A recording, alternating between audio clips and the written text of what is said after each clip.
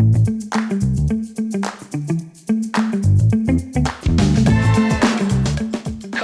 and we're back, and we're here in the gym, and I'm here today with a very special person who is an intricate part here at Royal Wootton Bassett Rugby Club.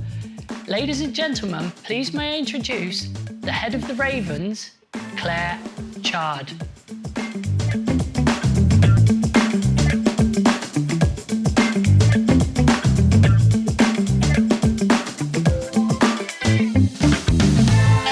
Hi. How are you? I'm good, thank you. Good, and I'd just like to say it's an honour. I hear so much about you at the club and the fantastic things you do here with the Ravens. So do you want to give us a little introduction into you and the Ravens, please, Claire? I guess my starting interest in rugby started at university. They didn't do rugby at school in those days, for women anyway. And when I finished there, I actually came back here to where I lived and joined Bassett Women's at the time. That no longer exists, but was captain of Bassett Women's for a while. Went on to sort of increase my standard of rugby and played Premiership for a short time. And then when I finished that, I went to Supermarine, where I've been playing there for 20 years. Through various injuries, I decided that my playing career was not going to last forever, so decided to go down a coaching route, at which Alan Lowe was one of the instructors on the course that I was on. And so a while after that, once he'd been approached to set up the Ravens, he approached me to ask if I'd join and be coach for them, at which I saw an opportunity to get girls into rugby in my hometown, and so said yes. Fantastic. So give the viewer a little bit more of a back view into the Ravens. When were the Ravens actually formed? It seems a very short time that we've been up and running, but we've obviously had COVID in the middle of it. So we set up, had them playing for a full season, and then our second season was when COVID hit. And then we've had, obviously, since COVID, we came out, had half a season again, and we've just finished our second full season, I guess. So, Fantastic. you know, whilst it is 3-4 years, it's actually only a couple of years that we've had a proper functioning season with the girls. Was that easy to kind of pick up from where it left off then? Yes and no. I mean, the girls were amazing. They, throughout COVID, they stayed as a group on WhatsApp, and we set them little challenges in teams, so we kept that kind of teamwork up between them. So when they came back, it wasn't as though they'd been apart for all that time. Yeah. They just hadn't been training with the rugby. We had sort of a few months to get them up and ready for the rugby, and actually where some of them have come all the way through from minis and juniors, you know, their skills were still there. Some of the newer girls obviously took a bit more time to get back into it, and some of them just have a natural talent for rugby, so it was like they'd never been away. Fantastic. So have you been able to kind of create a new culture, if I say a new culture, or create a culture since you've kind of taken it by the helm? Yeah, when the girls first set it up, Alan was very insistent that it was their team. So whilst being part of Bassett, they were allowed to sort of have their stamp on the team. Good. So they all got together and had an input into the shirt designs. Yeah. So we still have the black and white that is Bassett, but we have the red sort of integrated into it just to give them their own identity with it. Fantastic. Fantastic. You love it, don't you? I can tell when you talk about it, your eyes. Are there any girls kind of who you've highlighted? I mean, you don't have to say names, but there's some who you can see going on to, you know, make it to full. Yes, there's a lot of talent in the team. We had 7 girls selected for Dorset and Wilts County this year. Fantastic. So, yeah, really proud of them. And, you know, they'll keep pushing, they'll keep improving, and we'll look for them to move into the county again and hopefully go down a player pathway route into a Premiership squad themselves. Fantastic. So that player pathway then, Claire, obviously is something I know is you know, the foundation of this club is built on the player pathway. How does the player pathway, is it different for the girls with the Ravens than it would be for the boys? I guess it's more known for the boys. there's a clearer route. It's more readily available, and probably closer in terms of transport. Whereas, because there is less girls rugby happening, then they have to travel further for the same opportunities. But it is up and coming. Good. There's obviously the internationals now being televised, being shown in large stadiums that you can go and watch, have increased the profile.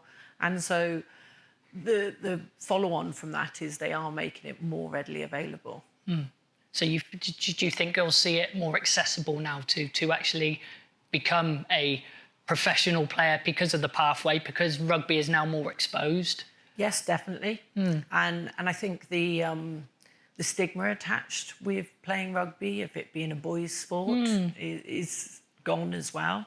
Yeah, I think girls are more open to try it and can see where it can lead to.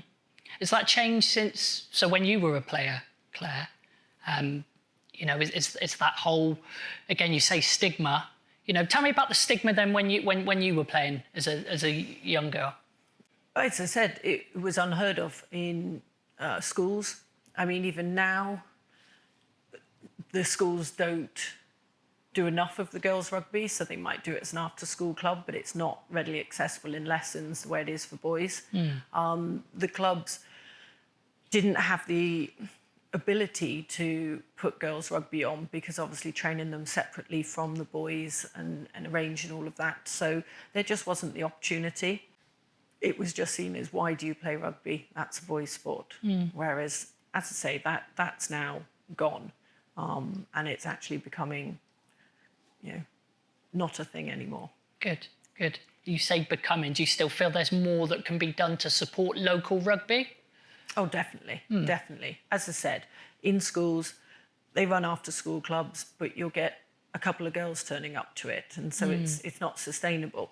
If they were sort of pushing it in the lesson time and giving them the opportunity to learn, some of the girls still like say, I don't know how to play, so therefore I'm not going to give it a go. Whereas I think if taught in lessons, they could then make an educated decision about whether they wanted to carry on playing out of school.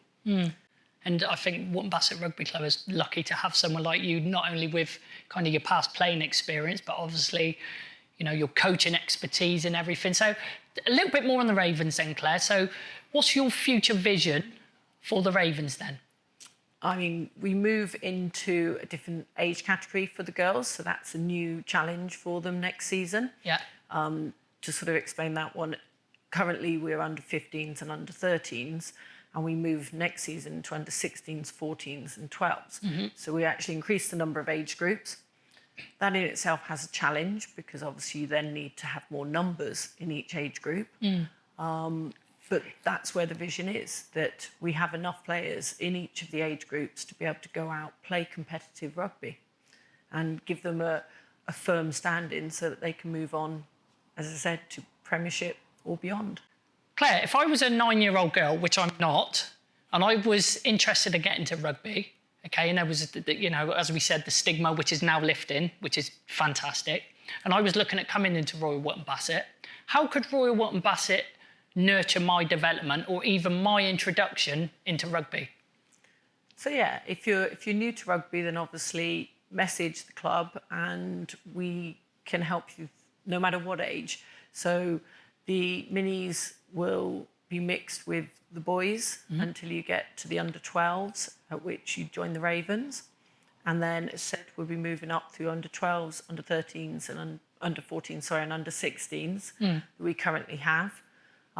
We have players come along of all abilities, and especially new players coming in that have never tried it before, and we work with them at the level that they feel confident at. Good. So you have actually had girls who have never played before? Lots. Fantastic. The majority of our girls have actually come from never playing rugby before. Fantastic. And how are they developing? Well, as I say, 7 out of the 7 that got selected for county, I think half of them hadn't touched a ball before they joined the Ravens. Oh my gosh, there is hope for me yet. Yes.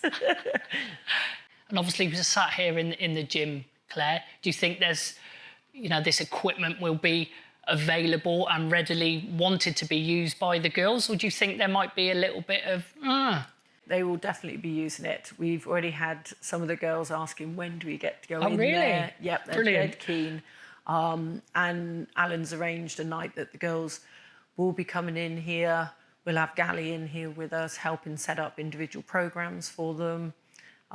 Theirs will be more conditioning work rather than strengthening, because the girls' physiology is different from boys, and obviously at younger age we don't want to be causing anything that will cause them injury. But yeah, they're dead keen to get in here. Fantastic. And you said earlier as well that, you know, you've had premiership experience. I mean, just looking at this gym and the equipment we have here, you know, what kind of standard is this gym, Claire? Oh, this is amazing. I mean, even at the premiership, I mean, it was a while ago. It wasn't at this standard when I was training in the gym. Yeah. You know, so, I mean, one of the things about Bassett and its ethos is everything comes all the way through the age groups. So the coaching, the style of coaching, the training in the gym, that comes from the first team, second team, all the way down through the different age groups, both male and female. And so they have the same opportunities here as the boys do. Fantastic. Are you going to be in here pumping some iron, Claire? I will be. What about the sprint track? Yeah.